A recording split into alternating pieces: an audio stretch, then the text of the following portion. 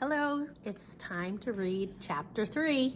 Take out your copy of the book and read along as I read to you. Chapter 3.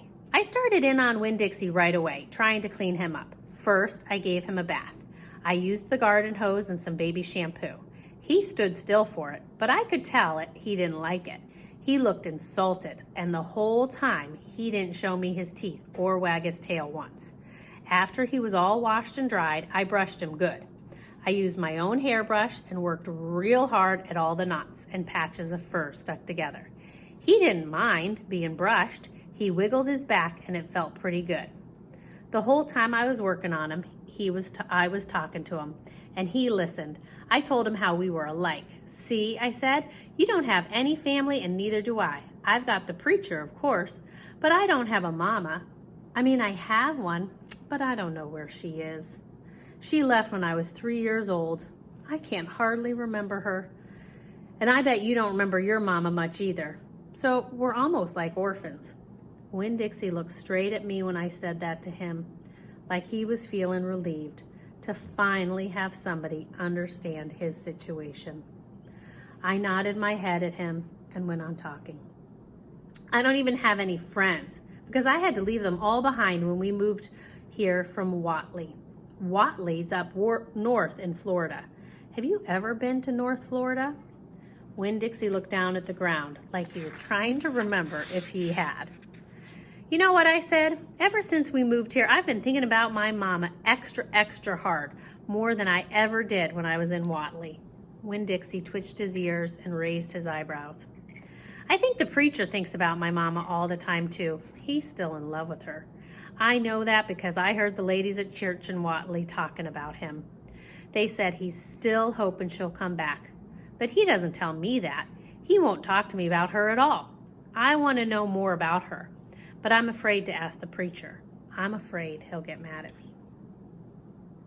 Winn-Dixie looked at me hard, like he was trying to say something. What? I said. He stared at me. You think I should make the preacher tell me about her? Winn-Dixie looked at me so hard he sneezed. I'll think about it, I said. When I was done working on him, Winn-Dixie looked a whole lot better. He still had his bald spots, but the fur that he had did clean up nice. It was all shiny and soft. You could still see his ribs, but I intended to feed him good, and that would take care of that. I couldn't do anything about his crooked yellow teeth because he got into sneezing fits every time I started brushing them with my toothbrush. Ugh. And I finally had to give up. But for the most part, he looked a whole lot better, and so I took him into the trailer and showed him to the preacher. Daddy, I said.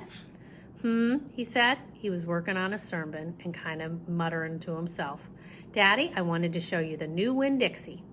The preacher put down his pencil and rubbed his nose and finally looked up. Well, he said, smiling real big at Winn-Dixie. Well, now, don't you look handsome? Winn-Dixie smiled back at the preacher. He rubbed Winn-Dixie's head and looked into his eyes. I goofed up there. He went over and put his head in the preacher's lap. He smells nice too, said the preacher. He rubbed Winn-Dixie's head and looked into his eyes. Daddy, I said real quick, before I lost all my nerve, I've been talking to Winn-Dixie. Is that right? The preacher said. He scratched Winn-Dixie's head. I've been talking to him and he agreed with me that since I'm 10 years old, you should tell me 10 things about my mama. Just 10 things. That's all.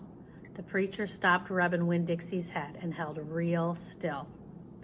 I could see him thinking about pulling his head back into his shell. 1 thing for each year I've been alive, I told him, please. Winn-Dixie looked up at the preacher and kind of gave him a nudge with his nose. The preacher sighed. He said to Winn-Dixie, I should have guessed you were going to be trouble. Then he looked at me. Come on, Opal, he said. Sit down, and I will tell you 10 things about your mama.